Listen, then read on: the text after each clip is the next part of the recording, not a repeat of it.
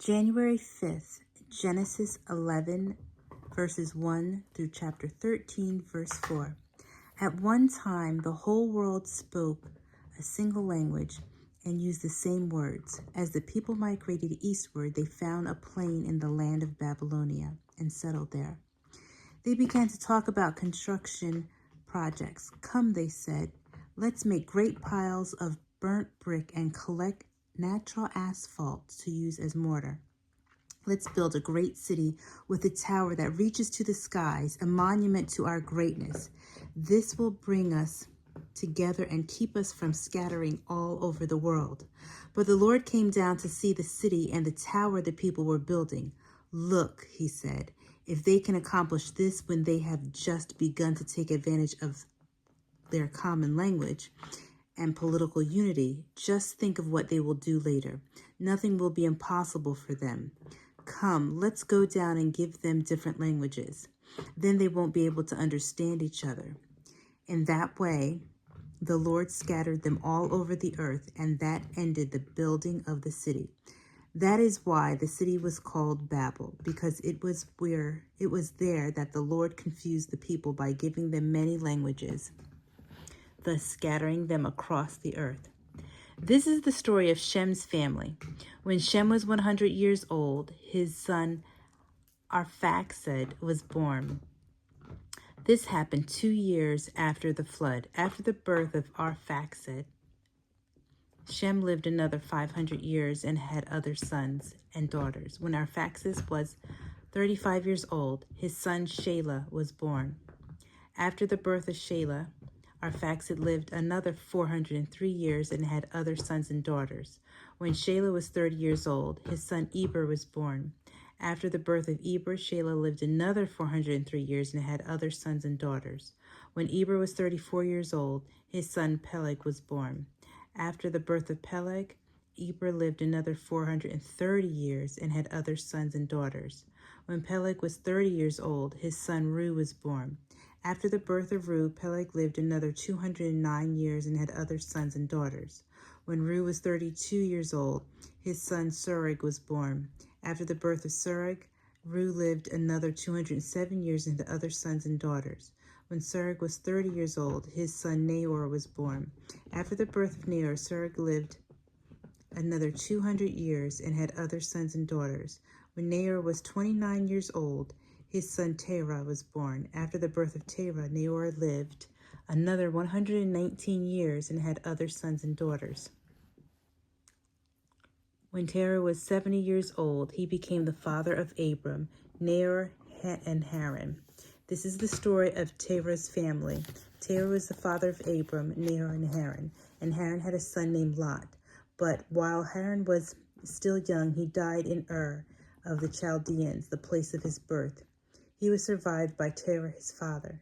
Meanwhile, Abram married Sarai, and his brother Nahor married Milcah, the daughter of their brother Haran. Milcah had a sister named Iscah. Now Sarai was not able to have any children.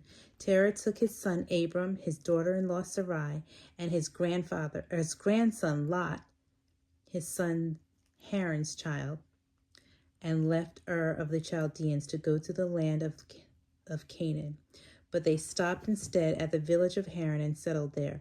Terah lived for 205 years and died while still at Haran. Then the Lord told Abram, leave your country, your relatives, and your father's house. Go to the land which I will show you. I will cause you to become the father of a great nation. I will bless you to make you famous, and I will make you a blessing to others. I will bless those who bless you and curse those who curse you. All the families of the earth will be blessed through you. So Abram departed as the Lord had instructed him, and Lot went with him. Abram was 75 years old when he left Haran. He took his wife Sarai and his nephew Lot, and all his wealth, his livestock, and all the people who had joined his household at Haran, and finally arrived in Canaan. Traveling through Canaan, they came to a place of near Shechem, and set up camp beside the oak at Morah. At that time, the area was inhabited by Canaanites. The Lord appeared to Abram and said, I am going to give this land to you, your offspring. And Abram built an altar there to commemorate the Lord's visit. After that, Abram traveled southward and set up camp in the hill country between Bethel on the west and Ai on the east. There he built an altar and worshiped the Lord.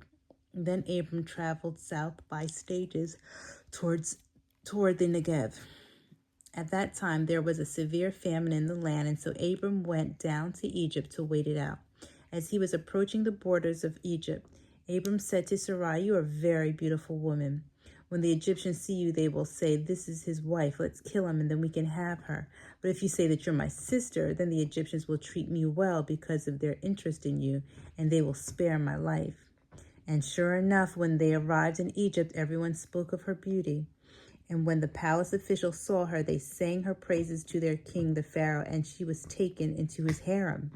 Then Pharaoh gave Abram many gifts because of her, sheep, cattle, donkeys, male and female servants, and camels.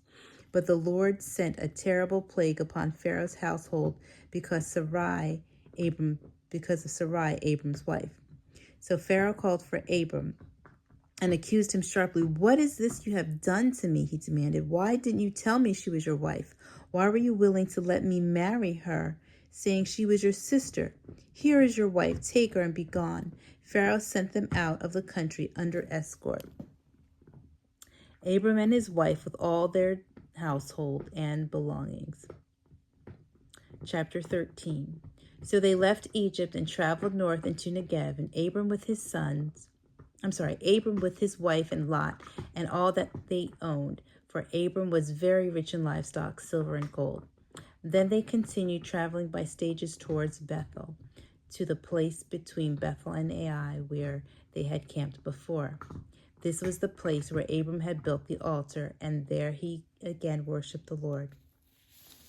Matthew chapter 5, verse 1 to 26. One day, as the crowds were gathering, Jesus went up the mountainside with his disciples and sat down to teach them. This is what he taught them.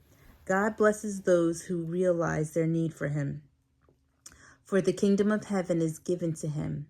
God blesses those who mourn, for they will be comforted. God blesses those who are gentle and lowly, for the whole earth will belong to them. God blesses those who are hungry and thirsty for justice, for they will receive it in full. God blesses those who are merciful, for they will be shown mercy. God blesses those whose hearts are pure, for they will see God. God blesses those who work for peace, and they will be called the children of God. God blesses those who are persecuted because they live for God, for the kingdom of heaven is theirs. God blesses you when you are mocked and persecuted and lied about because you are my followers. Be happy about it. Be very glad, for a great reward awaits you in heaven. And remember, the ancient prophets were persecuted too. You are the salt of the earth, but what good is the salt if it's lost its flavor? Can you make it useful again? It will be thrown out and trampled underfoot as worthless. You are the light of the world, like a city on a mountain, glowing in the night for all to see. Don't hide your light under a basket. Instead, put it on the stand and let it shine for all. In the same way, let your good deeds shine out for all to see, so that everyone will praise your heavenly Father. Don't misunderstand why I have come. I did not come to abolish the law of Moses or the writings of the prophets. No, I came to fulfill them. I assure you, until heaven and earth disappear, even the smallest detail of God's law will remain until its purpose is achieved. So if you break the smallest commandment and teach others to do the same, you will be least in the kingdom of heaven. But anyone who obeys God's laws and teaches them will be great in the kingdom of heaven. But I warn you, unless you obey God better than the teachers of religious law and the Pharisees do, you can't enter the kingdom of heaven at all. You have heard that the law of Moses says, do not murder. If you commit murder, you are subject to judgment. But I say, if you are angry with someone, you are subject to judgment. If you call someone an idiot, you're in danger of being brought before the high council. And if you curse someone, you're in danger of the fires of hell. So if you're standing before the altar in the temple offering a sacrifice to God and you suddenly remember that someone has something against you, leave your sacrifice there beside the altar. Go and be reconciled to that person. Then come and offer your sacrifice to God. Come to terms quickly with your enemy before it's too late and you are dragged into court, handed over to an officer and thrown into jail. I assure you that you won't be free again until you have paid the last penny. Psalm chapter 5, verse 1 to 12. For the choir director, a psalm of David to be accompanied by the flute. O Lord, hear me as I pray. Pay attention to my groaning. Listen to my cry for help, my King and my God. For I will never pray to anyone but you. Listen to my voice in the morning, Lord. Each morning I bring my request to you and wait expectantly. O God, you take no pleasure in wickedness. You cannot tolerate the slightest sin. Therefore, the proud will not be allowed to stand in your presence, for you hate all who do evil. You will destroy those who tell lies. The Lord detests murderers and deceivers. Because of your unfailing love, I can enter your house with deepest awe. I will worship at your temple. Lead me in the right path, O Lord, or my enemies will conquer me. Tell me clearly what to do. Show me which way to turn. My enemies cannot speak one truthful word, for their deepest desire is to destroy others. Their talk is foul like the stench from an open grave. Their speech is filled with flattery. O God, declare them guilty. Let them be caught in their own traps. Drive them away because of their many sins, for they rebel against you. But let all who take refuge in you rejoice. Let them sing joyful praises forever. Protect them, so all who love your name may be filled with joy. For you bless the godly, O Lord, surrounding them with your love. Proverbs chapter 1, verse 24 to 28. I, wisdom, called you so often, but you didn't come. I reached out to you, but you paid no attention. You ignored my advice and rejected the correction I offered. So I will laugh at you. I will laugh when you are in trouble. I will mock you when disaster overtakes you, when calamity overcomes you like a storm, when you are engulfed by trouble, and when anguished and distressed overwhelm you. I will not answer when they cry for help, even though they anxiously search for me, they will not find me.